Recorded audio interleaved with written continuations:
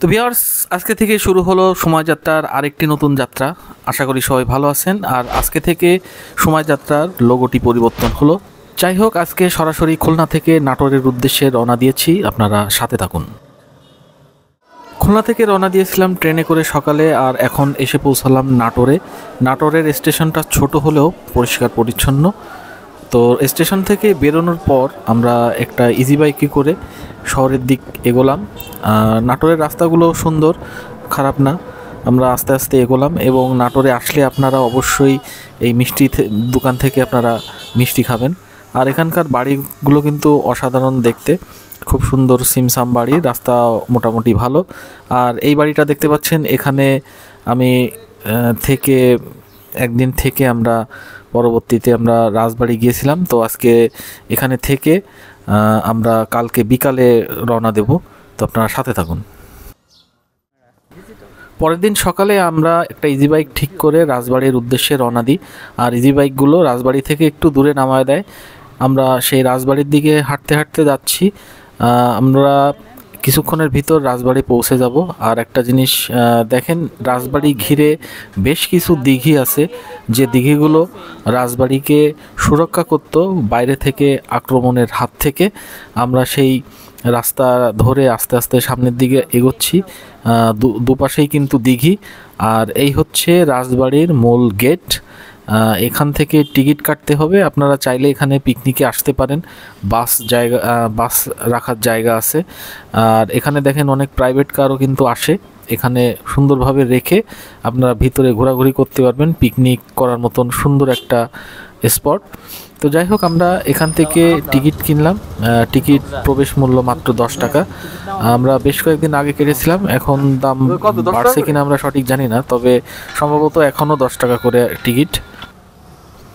কাউন্টারে খুব একটা ভিড় নাই, খুব অল্প সময়ে আমরা দুজন টিকিট কেটে নিলাম।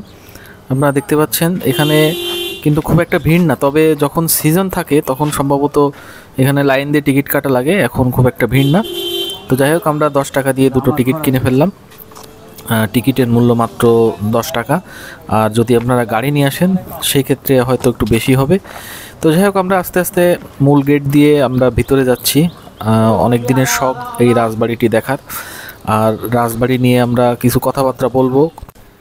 তো ভিউয়ার্স, রাজবাড়ির ইতিহাস সম্পর্কে আমরা এখন আপনাদের কিছু তথ্য দেব। সপ্তদশ শতাব্দীর মাঝামাঝি সময়ে পুঠিয়া রাজপরিবারের তহসিলদার হিসেবে দায়িত্ব পালন করেন কামদেব মৈত্র। রাজার দ্বিতীয় পুত্র রঘুনন্দন মৈত্রকে সমগ্র বাংলার অধিপতি নবাব মুর্শিদ কুলি খানের দরবারে তার প্রতিনিধি হিসেবে নির্বাচিত করেন। নবাব যখন ঢাকা থেকে মুর্শিদাবাদে তার দরবার স্থানান্তর করেন, তখন তিনি রঘুনন্দনকে তার সাথে নিয়ে যান এবং তাকে তার দেওয়ান বা মন্ত্রী নিযুক্ত করেন।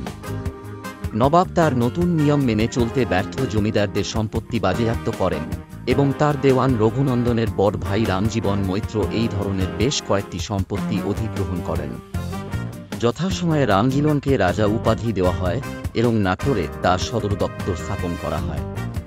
তার সম্পত্তি সাধারণত রাজশাহী জমিদারি নামে পরিচিত ছিল। বেশ খানিকটা তথ্য আপনাদের মাঝে তুলে ধরলাম, আরও তথ্য আপনাদের জানাচ্ছি। আর এই জায়গাটা কিন্তু অনেক বড়, সারাদিন ঘুরে আপনারা সময় কাটাতে পারবেন।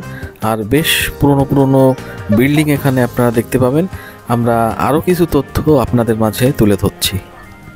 এই জমিদারির কেবল উত্তরবঙ্গের বেশিরভাগ অংশই নয়, পরবর্তীকালে মুর্শিদাবাদ, নদিয়া, যশোর, বীরভূম এবং বর্ধমান প্রশাসনিক জেলাগুলির অন্তর্গত অঞ্চলের একটি বিশাল অংশ এতে অন্তর্ভুক্ত ছিল। এই বিস্তৃত জমিদারি শাসন এবং সঠিকভাবে রাজস্ব আদায়ের জন্য তিনি সমস্ত জমিদারিগুলিকে 3টি কেন্দ্রে বিভক্ত করেছিলেন। এগুলি ছিল বগুড়া জেলার শেরপুর, মুর্শিদাবাদ জেলার বরানগর এবং নাটোর। প্রশাসনিক সুবিধার কারণে বরানগর আজিমনগর রেলওয়ে স্টেশন থেকে আধা মাইল উত্তরে অবস্থিত ছিল। খুব কমই রঘুনন্দনকে নবাব দরবারে যেতে হতো, তাই তিনি বেশিরভাগ সময় বরানগরে থাকতেন। বরানগরে থাকা তাকে নাটোরের রাজকীয় দায়িত্ব পালনে সহায়তা করেছিল। নাটোরের প্রথম রাজবাড়ি বা রাজবাড়িটি রাজা রামজীবন মৈত্র কর্তৃক নির্মিত হয়েছিল। প্রাসাদটি 2টি পরিখা দ্বারা বেষ্টিত ছিল, যা এখনও বিদ্যমান। সম্পত্তি ভাগাভাগির পর রাজবংশের কনিষ্ঠ শাখার জন্য একটি পৃথক প্রাসাদ নির্মিত হয়েছিল। ভূমিকম্পে অনেক মূল ভবন ধ্বংস হয়ে যায় এবং পরবর্তীতে পুনর্নির্মাণ বা প্রতিস্থাপন করা হয়। ভিউয়ার্স, আপনাদের যে তথ্যগুলো দেওয়া হচ্ছে সম্পূর্ণ কিন্তু উইকিপিডিয়া থেকে সংগ্রহ করা এবং এআই ভয়েস দিয়ে কনভার্ট করা। তো যাই হোক, আপনাদের কাছে কেমন লাগছে আপনারা অবশ্যই আমাদের কমেন্ট করে জানাবেন। আমরা আবারও ইতিহাসে ফিরে যাচ্ছি। রামজীবনের দেওয়ান দয়ারামকে সীতারাম রায় নামে একজন অবাধ্য জমিদারকে গ্রেপ্তারে অবদানের স্বীকৃতিস্বরূপ নবাব মুর্শিদ কুলি খান জমিদারি এবং রায় রায়ান উপাধি প্রদান করেন। যথাসময়ে দয়ারাম তার নিজস্ব রাজবংশ দীঘাপতিয়া রাজত্ব প্রতিষ্ঠা করেন, যার নিজস্ব রাজপ্রাসাদ দীঘাপতিয়া প্রাসাদ ছিল। রাজা রামজীবনের উত্তরসূরি হন তাঁর দত্তক পুত্র রামকান্ত। রাজা রামকান্তের অকাল মৃত্যুর পর নাটোরের সম্পত্তি তার বিধবা স্ত্রী রানী ভবানী দ্বারা সুপরিকল্পিতভাবে পরিচালিত হতো, যিনি তাঁর সৎকর্মের জন্য বিখ্যাত হয়েছিলেন। রানী ভবানীর দত্তক পুত্র রাজা রামকৃষ্ণের মৃত্যুর পর নাটোরের সম্পত্তি তার দুই পুত্র বিশ্বনাথ এবং শিবনাথের মধ্যে ভাগ করা হয় এবং এরপর থেকে সমস্ত জমিদার সম্পত্তি বিলুপ্ত না হওয়া পর্যন্ত একটি জ্যেষ্ঠ এবং একটি কনিষ্ঠ উভয় রাজপরিবারই বিদ্যমান ছিল। যাই হোক ভিউয়ার্স, আমরা খুব অল্প করে নাটোরের যে রাজবাড়ি সেই রাজবাড়ির ইতিহাস আপনাদের মাঝে তুলে ধরলাম। আর এখন আমরা রাজবাড়ির মূল গেট দিয়ে ঢুকে ভিতরে যেখানে রানী আসতেন এখানে পুজো করতে, সেখানে আমরা ঢুকেছি। এখানে আসলে এখন কোনো অনুষ্ঠান নাই, যার জন্য এখানে লোকজন কম। আর আপনাদের কাছে এই ভিডিওটা কেমন লাগছে আপনারা অবশ্যই কমেন্ট করে জানাবেন, তাহলে আমরা উৎসাহিত হব আরও নতুন নতুন ভিডিও বানানোর।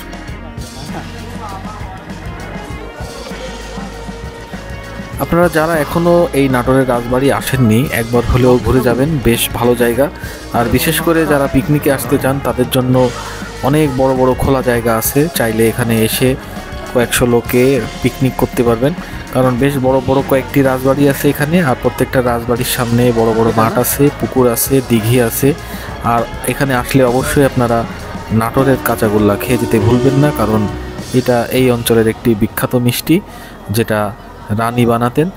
তো যাই হোক, আমরা এখন আস্তে আস্তে বিদায় নেব, যেহেতু বিকাল হয়ে গেছে, আমরা আবারও ফিরে যাব। তো আপনারা দেখতে পাচ্ছেন এখানে বাইরে থেকে অনেকেই পিকনিকে আসছে এখানে। আর এই যে পুরনো বাড়িগুলো অত্যন্ত সুন্দর, আর এখানে কিছুটা ধ্বংসে পরিণত হয়েছে। এখানে শুনলাম আমরা বেশ কিছু জেলখানা ছিল, সেগুলো এখন ধ্বংসস্তূপ হয়ে পড়ে আছে, কিন্তু পুরনো যে স্মৃতিগুলো সেই স্মৃতিগুলো কিন্তু এখনও আপনারা এখানে আসলে দেখতে পাবেন। তো যাই হোক, আমার কাছে খুব ভালো লাগলো জায়গাটা। আর আপনাদের কাছে কেমন লাগলো আপনারা অবশ্যই কমেন্ট করে জানাবেন। আর সমস্ত জেলা থেকে সম্ভবত এই নাটোরে ট্রেন যোগে আপনারা আসতে পারবেন, বাসেও আসতে পারবেন। তো আমরা বিদায় নিচ্ছি, আপনারা ভালো থাকবেন, সুস্থ থাকবেন। পরবর্তী ভিডিও দেখার আমন্ত্রণ রইল আপনাদের সকলকে। আমরা বিদায় নেব, আপনারা দেখতে থাকুন।